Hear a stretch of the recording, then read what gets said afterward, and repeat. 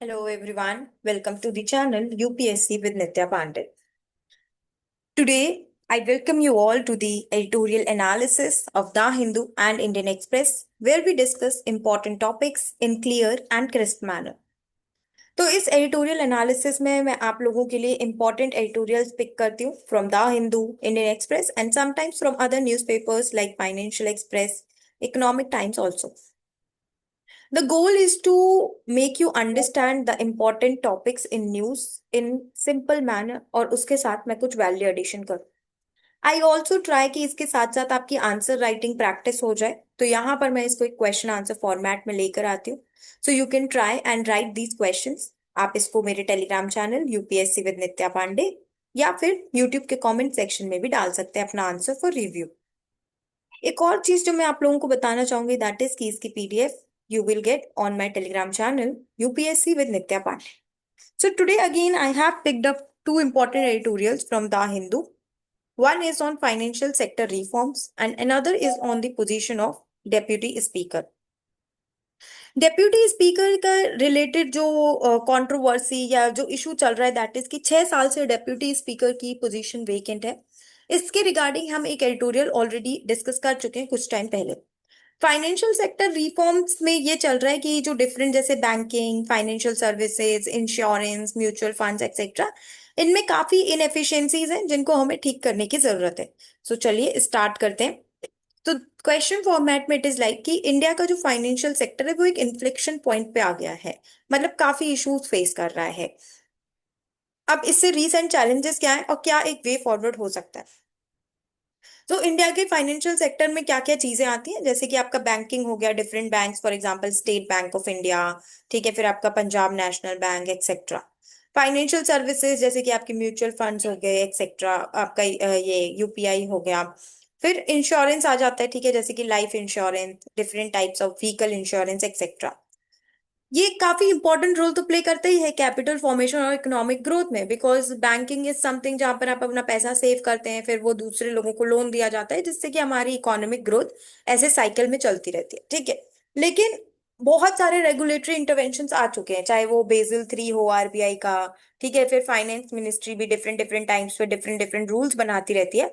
But still कुछ structural inefficiencies, delays, lack of transparency है, जैसे कि कभी हम देखते हैं किसी बैंक में बहुत ज्यादा एनपीए हो गया, एनबीएफसी ठीक से फंक्शन नहीं कर रही हैं, कभी सेबी में कुछ हमें इश्यूज देखने को मिलते हैं, जैसे कि अभी रिसेंट एलिगेशंस थे on SEBI chief Madhabi Puri Buch. I think अब फ्यू डेज अगो हमने सेबी के रिगार्डिंग भी एक एडिटोरियल डिस्कस किए हैं. तो ये जो एडिटोरियल है ये हाईलाइट कर रहा है कि एक there is an urgent need की सिस्टमिक रिफॉर्म्स आ जाए हमारे फाइनेंशियल सेक्टर में. नाउ फाइनेंशियल सेक्टर की बात करें तो देखो इट इज वेरी इंपॉर्टेंट कि फाइनेंशियल सेक्टर टर्म का मीनिंग पता होना चाहिए, क्या होता है ये फाइनेंशियल सेक्टर. तो बेसिकली ये इंस्टीट्यूशंस हैं, मार्केट्स हैं, इंस्ट्रूमेंट्स हैं जो कि फ्लो ऑफ कैपिटल इंश्योर करते हैं, जैसे कि आप इसमें बॉन्ड मार्केट भी आ जाएगा आपका, ठीक है. तो ये नर्चर करता है सेविंग्स को, इन्वेस्टमेंट सपोर्ट करता है, किसी को जैसे इन्वेस्ट करना है, डिफरेंट डिफरेंट लोग जैसे ट्रेडिंग करते हैं, म्यूचुअल फंड में इन्वेस्ट करते हैं, रिस्क मिटिगेशन इंश्योर करता है और एक बहुत बड़ा रोल प्ले करता है economic engine of the country. अब हाल ही में चैलेंजेस क्या क्या है, तो सबसे पहले तो कुछ नॉमिनेशन रूल्स जो कि बैंकिंग वगैरह में है, इसके रिगार्डिंग इशू आता है कि जो कि सिटीजन्स को कंफ्यूज करते हैं रिगार्डिंग लाइक रूल्स एक्सेट्रा, और उसकी वजह से काफी लिटिगेशन होता है. तो इसमें देखो क्या कंफ्यूजन होता है, कहीं पर होता है कि एक नॉमिनी बना रहे हैं, कहीं पर होता है कि दो नॉमिनी बना रहे हैं. तो ये सारे जो रूल्स होते हैं ना, सिटीजन्स को बहुत ज्यादा कंफ्यूज करते हैं, जिसकी वजह से एक हार्मोनाइज फ्रेमवर्क नहीं है, बहुत ज्यादा एम्बिग्यूटी होती है और जिसकी वजह से फिर लोग लिटिगेशन में चले जाते हैं. देन जो हमारा बॉन्ड मार्केट है, ऑल्दो काफी पॉलिसी एफर्ट्स किए जा रहे हैं, लेकिन ये अभी भी छोटा है, इनलिक्विड है, जिसकी वजह से हाई कैपिटल कॉस्ट आ रही है और इन्वेस्टमेंट कंस्ट्रेंट रह रहा है. देन ओनरशिप स्ट्रक्चर्स में ओपेसिटी है, complex cross holdings, inadequate ultimate beneficial ownership etcetera, ये इवेजन अलाउ करते हैं. ऑल्दो से भी काफी अटेम्प्ट कर रहा है कि डिस्क्लोजर वगैरह हो जाए. फिर जैसे कि जो शैडो बैंकिंग, मतलब जो लोग जो इंस्टीट्यूशंस एग्जैक्टली बैंक नहीं है लेकिन बैंक जैसा कुछ काम कर रहे हैं, for example we have NBFCs, ठीक है, जो कि स्ट्रिक्ट रेगुलेटरी स्क्रूटनी में काम नहीं कर रहे हैं, उधर पर काफी ज्यादा सिस्टमिक रिस्क आ रहे हैं similar to the 2008 global crisis. फिर काफी ज्यादा इंटरमीडिएशन कॉस्ट, ये insurance companies, mutual funds investment वगैरह करने के लिए काफी हाई चार्जेस लगाते हैं, जिसकी वजह से अगेन जो हमें उस पे इन्वेस्टमेंट पे हमें जो मनी मिलने वाला है वो थोड़ा कम हो जाता है। वे फॉरवर्ड क्या होगा, नॉमिनेशन रूल्स आप एक से बना लीजिए, ठीक है, कॉर्पोरेट बॉन्ड मार्केट को आप डीपन कीजिए, अपने नॉर्म्स वगैरह को आप और स्ट्रिंजेंट बनाइए, प्रॉपर लीगल फ्रेमवर्क लेके आइए शैडो बैंकिंग के लिए, और zero coupon government securities promote कर सकते हैं। तो अल्टीमेटली जो इंडिया का फाइनेंशियल सेक्टर है, सिर्फ स्लोगन्स की जरूरत नहीं है हमको, जुमले की जरूरत नहीं है, सीरियस सिस्टमिक ओवरहॉल की जरूरत है। ट्रांसपेरेंट हो, जो कि इंक्लूसिव हो, और इन्वेस्टर फ्रेंडली एक ecosystem is the need of the hour. Now, this was a short editorial. Okay, now let us move on to the next editorial, which is on the importance of the deputy speaker. क्योंकि ये issue काफी ज्यादा news में है, तो इसमें आपको जैसे कॉन्स्टिट्यूशनल प्रोविजंस पता होने चाहिए। You should know what is the work that is being done by the deputy speaker, what are the current challenges, implications and way forward. तो प्रोलॉन्ग्ड वेकेंसी है, 6 साल से एक कॉन्स्टिट्यूशनल ऑफिस खाली है, this is a big issue. Okay, जिससे कि काफी ज्यादा कॉन्स्टिट्यूशनल और डेमोक्रेटिक कंसर्न्स उठ रहे हैं। अब हमें इसके कॉन्स्टिट्यूशनल प्रोविजंस पता होने चाहिए, सिग्निफिकेंस पता होनी चाहिए, what is with what are the challenges, and also a way forward we should suggest. See, way forward suggest करना इसलिए बहुत इंपॉर्टेंट है क्योंकि कल को आप लोग आईएएस ऑफिसर्स बनने वाले हैं। As an officer it will be expected कि आप सिर्फ प्रॉब्लम ना बताएं, आप उसका सोल्यूशन बताएं। ठीक है, तो अब जैसे आप अगर एज एन आईएएस ऑफिसर आप सपोज करिए कहीं पे कुछ करने गए, आप देखने गए कि अर्बन एरियाज में स्लम्स हैं, क्या चल रहा है, तो आप ऐसे तो नहीं करेंगे वहां पर, हाँ हाँ यहाँ पे रोड नहीं बनी है, हाँ यहाँ पर प्रॉपर ड्रेनेज सिस्टम नहीं है, और वापस आ जाएंगे। I don't think you would do that. आप देखेंगे और वहां पे सोचेंगे कि इस प्रॉब्लम को कैसे रेक्टिफाई करें, रोड नहीं बनी है तो कैसे बना सकते हैं, ठीक है, डेमोक्रेटिक पार्टिसिपेशन नहीं हो रहा है तो कैसे हो रहा है। तो ये पर्सनालिटी जो है ना आपकी, वो आपके आंसर्स में रिफ्लेक्ट होनी चाहिए, that is why you should suggest a way forward.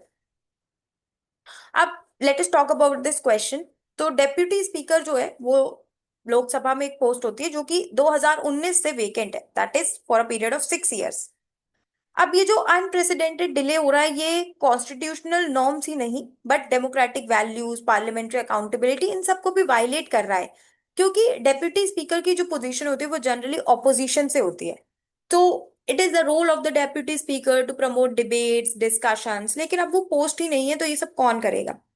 अगर हम इसकी कॉन्स्टिट्यूशनल वैलिडिटी देखें तो आर्टिकल 93 बोल रहा है कि डेप्यूटी स्पीकर, स्पीकर को जल्दी से जल्दी आपको इलेक्ट करना है, जितना जल्दी पॉसिबल हो सके।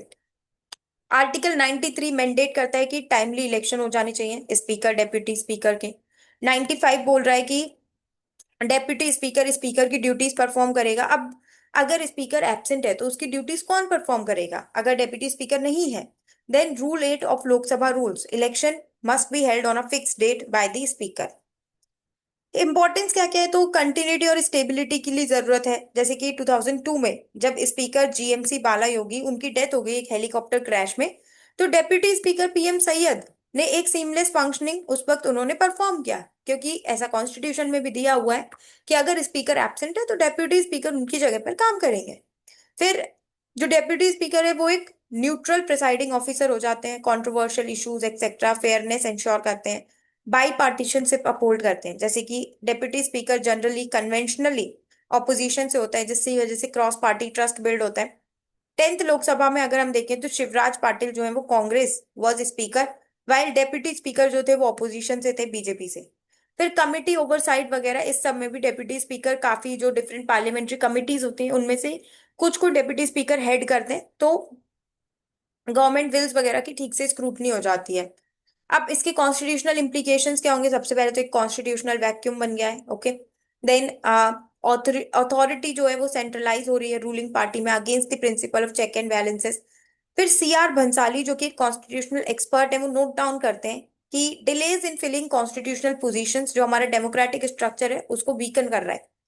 अब इस तरह के जो जैसे कॉन्स्टिट्यूशनल एक्सपर्ट्स हैं, इट इज नॉट जस्ट कि आप इसको ऑप्शनल में यूज कर सकते हैं, PSIR optional I am talking about, but आप इसको जीएस में भी यूज कर सकते हैं। This is something that is going to add value to your answers. Challenges क्या क्या है, अब रूलिंग गवर्नमेंट कोई इंटरेस्ट ही नहीं दिखा रही है डेप्यूटी स्पीकर को इलेक्ट करने में। सबसे पहली बात तो कोई टाइमलाइन नहीं है ना, सिर्फ ये लिखा हुआ है एज सून एज। अब एज सून एज क्या होता है, या तो 4 महीने लिख दो, 6 महीने लिख दो, 1 साल लिख दो, कुछ तो लिख दो। पीआरएस लेजिस्लेटिव रिसर्च ने बताया कि ये लॉन्गेस्ट वैकेंसी है इंडिपेंडेंट इंडिया में। ग्लोबल बेस्ट प्रैक्टिसेस अगर हम देखें तो यूके के हाउस ऑफ कॉमन्स में 3 डेप्यूटी स्पीकर इलेक्ट कर लिए जाते हैं with in days of forming the house. जैसे ही उनका जो हाउस ऑफ कॉमन्स है वो बनता है, उसके कुछ ही दिनों में वो लोग 3 डेप्यूटी स्पीकर इलेक्ट कर लेते हैं। हमारे यहाँ एक नहीं कर पा रहे हैं हम। ऑस्ट्रेलिया और कनाडा में भी जो प्रिसाइडिंग ऑफिसर्स हैं वो बाई पार्टीशन डिस्ट्रीब्यूशन इंश्योर करते हैं। वे फॉरवर्ड हो सकता है कि आप एक टाइम लिमिट फिक्स कर दें, ठीक है। Codify opposition entitlement to the post in parliamentary procedure. Judicial या प्रेसिडेंट ओवरसाइट होनी चाहिए ताकि टाइमली अपॉइंटमेंट हो सके। फिर कॉन्स्टिट्यूशनल कन्वेंशंस को आप बाइंडिंग प्रैक्टिसेस की तरह इंश्योर करें, ना कि सिर्फ कि ठीक है ऑप्शन है, करना है कर लेंगे, नहीं करना है तो कुछ ऐसा फर्क नहीं पड़ रहा है, ऐसा नहीं होना चाहिए। पॉलिटी के आंसर्स में कंक्लूजन में जनरली आप लीगल ल्यूमिनरीज, हमारे जो कॉन्स्टिट्यूशन जिन लोगों ने बनाया उनके ओपिनियन लेकर आ सकते हैं। जैसे कि बी आर अम्बेडकर जी ने बोला है कि कॉन्स्टिट्यूशन सिर्फ तब तक ही अच्छा है जब तक लोग उसके ऊपर काम कर रहे हैं, उसको फॉलो कर रहे हैं।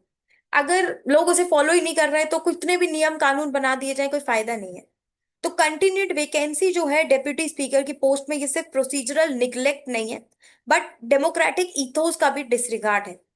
इस पोस्ट को रिस्टोर करना बहुत ही ज्यादा एसेंशियल है ताकि कॉन्स्टिट्यूशनल मोरालिटी, लेजिस्लेटिव बैलेंस और इंस्टीट्यूशनल इंटेग्रिटी को एनफोर्स किया जा सके। So this was all about today's editorial analysis. I hope आप सभी को ये ब्रेकडाउन काफी अच्छा लग रहा होगा।